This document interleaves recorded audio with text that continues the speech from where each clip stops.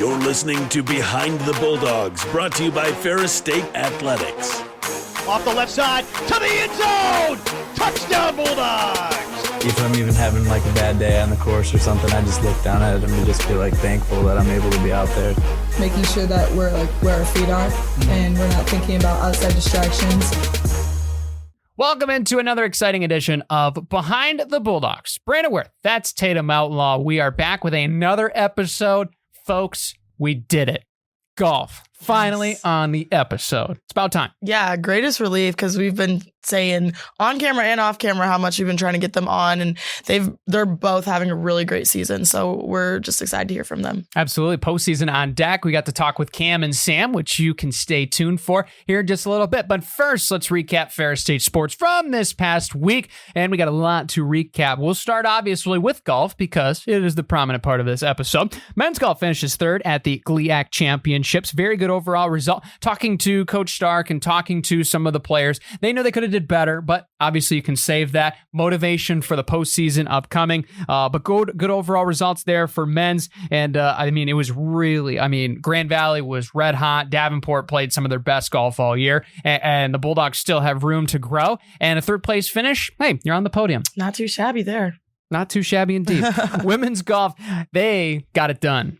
Big time trophy, bringing it home. GLIAC champions, and it was certainly a great effort from our interviewee, Kamryn Shannon, individual medalist from the tournament. And this group has been so spectacular to watch over the last couple of years. You can see the growth, you can see the competitive drive, and it just really is a testament to not only the players, the coaching staff, continuously. This golf program, top 3 year in and year out. Yeah, and I think it'll be interesting to hear from her in a bit on her insight on that and how the season's been going for her. Obviously, we've been seeing about it, but to hear it from her is just great. So absolutely. Let's talk about softball. They got a split at Wayne State and a split at Saginaw Valley State. Two very crucial wins in conference play. 6-1 win in game one against Wayne State, 7-5 loss. And then Saginaw Valley, they lost 8-4, but came back for a narrow 3-2 win. And Coach Schumann's squad, they continue to prove that they can play with everybody. The sweeps have been, here or there, and obviously the Grand Valley sweep was huge this past weekend that we talked about. But I think it's overall, the bats in this lineup have been completely just absolutely phenomenal to watch. But the pitching and defense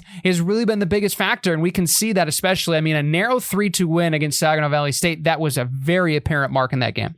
Yeah, and I think the split with Saginaw was huge for them. We know Saginaw's a great program, and to finish the weekend on a high note, I think it's just great. And I think they're a very competitive yet resilient squad. So just like finding their groove to, pinch out a couple more sweeps, I think will be really important for them. But I'm excited to see what they can do this weekend. Absolutely. Men's tennis, also GLIAC champions. What an absolutely fabulous regular season finale. Adrian Catahan, I've played that clip on repeat. He was actually on the show not too long ago. Yes, so it's great to see him playing well as all of the men's, women's also finishing in the top 3 spots. That's just been a testament. You look at tennis as well, what Coach Doran's done, very similar with Coach Stark.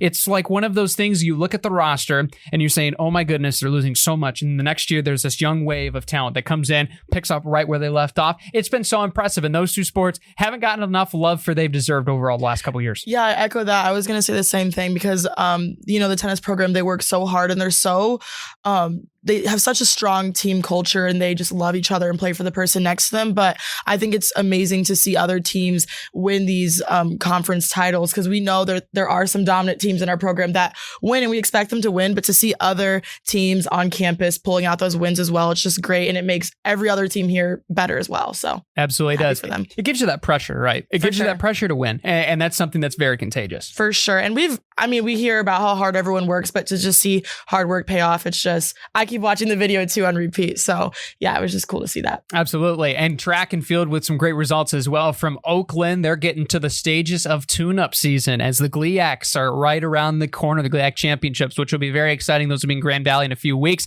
We'll obviously talk about that at the end of the show, but very good overall stuff. A couple individual wins as well as a lot of top 5 finishes. It's very exciting to see this group kind of getting the wheels turning, getting ready to rip for GLIAC championships upcoming, whether they're throwing, whether they're jumping, or whether they're sprinting.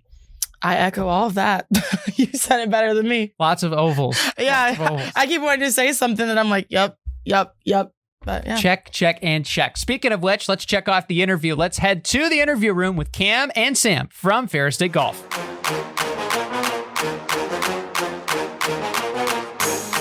Now joining us here in the interview room, we have two very special guests, rhyming guests. We're back to rhymes again. It's Cam and Sam from the golf team. Welcome, guys.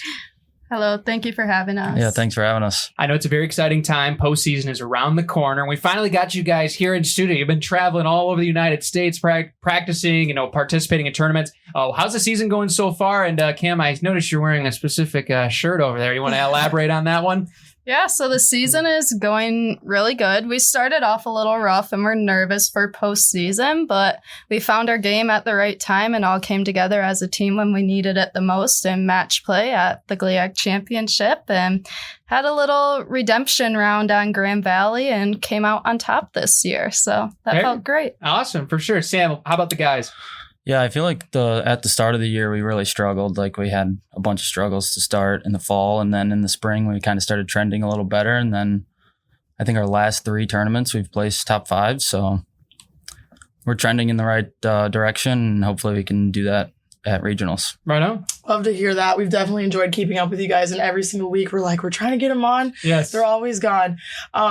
My question, how did you guys get into golf? Like, what age did you start? And then what age did you realize, like, this is something I can pursue in college?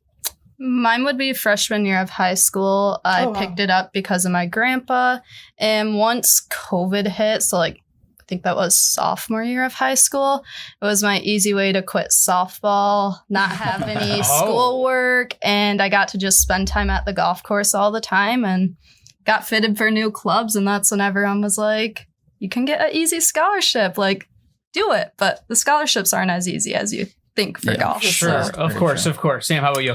I started playing tournament golf, probably same thing freshman year, but I would play with my dad and my brother when I was younger, a couple times, but never was really serious until freshman year of high school. And then what she said, COVID started, and that was basically the only thing to do. So I just hang out at the golf course all day and that's about it. I could think of worse things to do, getting out at the golf course. But for the sport of golf at high school, it certainly is a niche of a sport. It's not as big of a participation sport. What's the recruiting process like? And you guys can share about your journeys as far as the differences that it might be compared to, football or basketball, which are, mass participation. Yeah. There's a lot of exposure. How does golf differ and how does that go with your story? I guess for my time frame for being recruited, it wasn't during my high school tournaments. Coaches came out to more of the summer events when you were out doing your individual stuff at bigger tournaments because they do know, for female golf in high school, we do play very short yardages to where they want to come to those bigger Michigan golf events to recruit you at that, where it's a little bit closer to the playing field that you'd see at the college level. But just a lot of emailing back and forth with coaches. Okay, fair enough. Sam, how about you? It's about the same thing. High school, we definitely play from shorter distances, but then in the summer, a lot of GAM tournaments or AJGAs for juniors is where you get most of the exposure for college coaches and then just bouncing emails back and forth. That's really it. Yeah. Bright lights means, got to show up. Yeah. What do you guys like to do in your free time that's not golfing? Because not golf related. A lot of the other athletes say they like to golf. That's true. What are we doing besides golfing? I like to do my own nails, and I do my own nails every 4 or 5 days. I take them off and do a new color. Classmates are always like, oh, you have a new color again? I'm like, yeah, that's what I do when I'm bored in my room. Yeah, so. I love it. Yeah. Sam, how about you? In the wintertime, I like to fish a lot. So I'll go ice fishing around here. And when it's warm out, I'll fish a bunch too, or just play video games. You're a winter fisherman guy. Yeah. You're one of the rare breeds. Do you guys have any secret tips and tricks for the athletes that like to go golfing in their free time? Because we get a lot on here talking about it. Yeah, that is true. A lot of competitive golf as well. I feel like a lot of them probably just go out there to try and swing as hard as they can to hit it as far as they can. I mean, Havey swinging hard works for Havey, but most people that don't play golf, you kind of got to start a little smoother. Just gain that consistency first. Okay. Yeah, I've heard it's straighter before stronger to start, and then you can obviously build from there. Yeah, for sure. Sam, how about you? What's a big tip you would give for our listeners that Might want to break 100 this summer. Yeah, I don't really know. Golf's pretty challenging, and it takes a lot of practice. So just go out there and have fun. I mean, that's about it. Don't put too much pressure on yourself to try and shoot a good score. No, that's fair enough. Now, on the other side of student athlete, what you guys studying, and what do you hope that becomes in a job later after your career? So I'm a sports communications major, and I actually just got off my second interview for the summer. Wow. So I'll be working for the First Tee of Central Ohio as a part-time job on top of working at the golf room, which is also down in Ohio. And I'm going to be a junior coach throughout the whole week. And they're going to be working around my golf schedule so I can still play golf after college. That's busy and fun for sure. Sam, how about you? I'm majoring in marketing, so it's just something in that world. I still got another year of school, so after school, just kind of figure out what that leads into, and then maybe golf on the side if that happens. For sure. Would you take golf as far as within the job of marketing, or do you want to separate yourself, take some time away? I'd do golf within marketing, or just separate just whatever I can kind of get my hands on out there in the real world. Gotcha. Yeah. I feel like I asked this the last time we had a golf episode, maybe like a year ago. Oh boy. But what is your guys' favorite course you've ever played on? Why?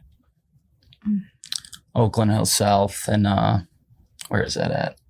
It's like Detroit area. Oh, okay. Yeah, it's probably, I would say it's the best course in Michigan. Actually, one of our former teammates, Dan Shattuck, works there. So yeah, Stan, we've had him on the show before. Yeah. Yeah. He gets us out there sometimes, and it's just an awesome course. Wonderful, for sure. Cam? And then we took an awesome spring break trip this year out to California, and there was an alumni out there that was able to set up a whole week of golf for us, and we got to play at a very private course called the Preserve. And that was super cool because we had caddies for us out there, and they had little snack bars on the course that was just like unlimited like food and snacks. So we were having ice cream on the course, and the views are very gorgeous. That sounds like a blast. Do you have an address for this said course? No, I can maybe find it and send it to you though. Okay, sounds great. For you guys, what is it about the game of golf that you guys personally enjoy the most? Whether it's, the short game, off the tee, what's kind of the favorite part of the game that you enjoy? My answer used to be the driver, but I recall you said that last time we talked on this. But I've had a love-hate relationship with that this year. Oh boy. But I've started to get really good with my short game, chipping specifically.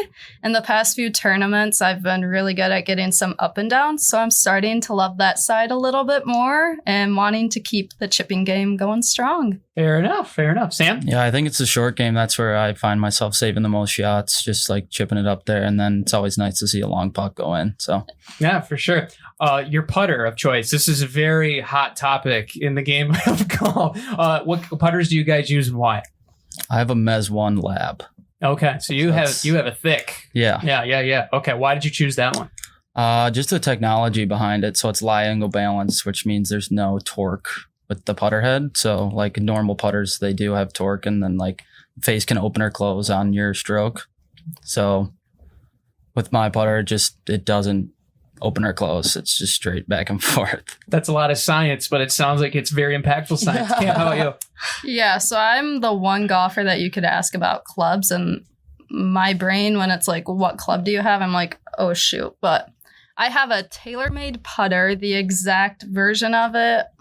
I don't really remember. It's a Spider, and Scotty Scheffler has it. Oh, of course, yes. If people need to know, just search his. It's like the L neck putter or something. Gotcha. Okay, right on. I feel like you guys might have something interesting for this one, but do you guys have any like superstitions that you have like before the tournament or during, or I don't know, at all during competitions? I do not. No routines or superstitions or anything? Nothing superstitious. I mean, my routine before like a tournament round is just like go hit a couple balls, warm up, and then putt, and then go to the first tee.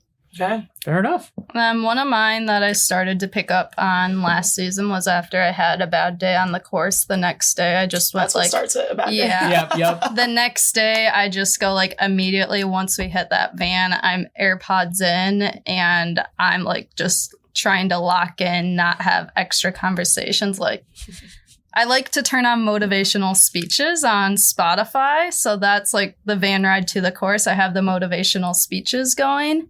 And then once I get to the course, I turn on like DJX and just let him pick the music for the day. Do you have any, like, who's your go-to, like, motivational speaker? Are these, like, podcasts that you listen to, or? Oh, it's just like a motivational speech album. Like, I don't even know who I'm listening to or anything. Like, it's literally just like sports motivational, like. Okay, love it. Yeah.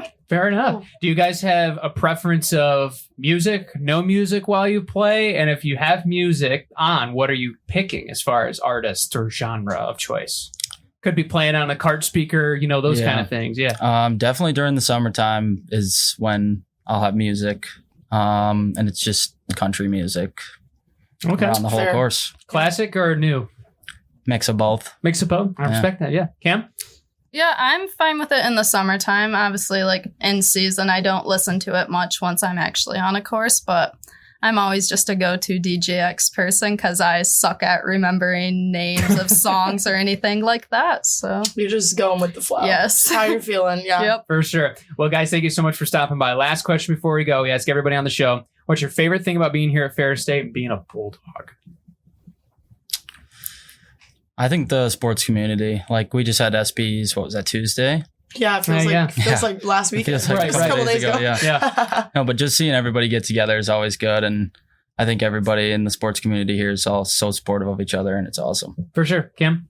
Then I would say the experiences I've had as being a Bulldog and the connections I've made. And one of those, I'll just do a little drop. I got an exemption into my first professional tour event for the Epson Tour. So I'm very excited about that.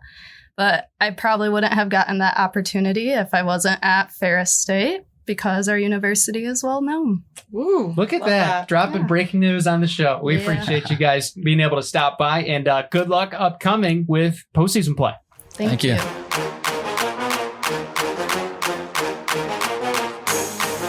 Big thanks to our golfers for joining us here on the show. Like them, all of the spring sports narrowing the postseason. Just like that. It's like we started the semester only a few weeks ago, and it's already gone. Yeah, time is definitely flying, and I think it feels like just yesterday we were like, yay, like spring sports are starting, and now it's like they're talking about postseason. It's crazy. Yeah, final couple weeks. Here, there, and everywhere. Let's get you up to date on what's happening in the next couple weeks. Let's start with Friday, April 24th. For those that are listening on Spotify, the day of the drop, we got the extra weekend meet. This is one of my personal favorites. Down in Grand Valley under the lights. It'll be on Friday, as well as women's and men's tennis. Good luck. They're headed to Midland for the GLIAC tournament. That'll be very exciting there for that squad. Track and field will continue on Saturday there from Grand Valley. Women's and men's tennis will also be continuing the GLIAC tournament. Softball will be rounding out their home slate in the regular season basically this weekend. We got Wisconsin Parkside coming to our place Saturday, 1 and 3 o'clock. So it'll be a double header because I know there's going to be a lot of people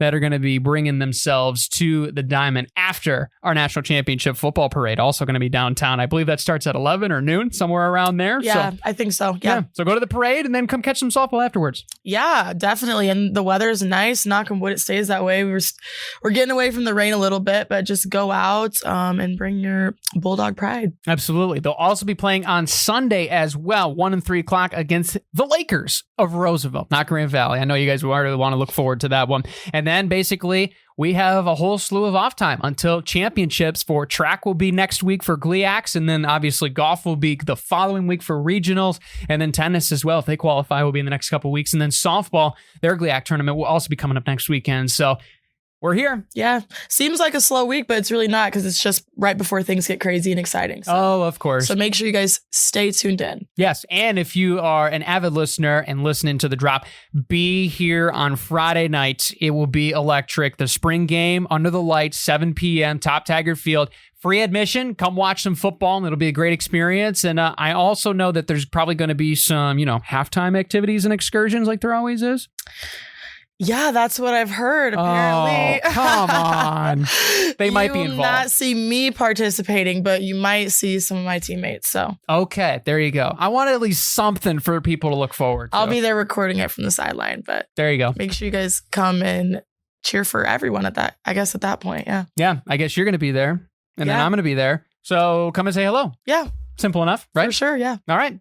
Ready for next week's episode? Absolutely. Let's start studying. We'll see you guys later here on Behind the Bulldogs.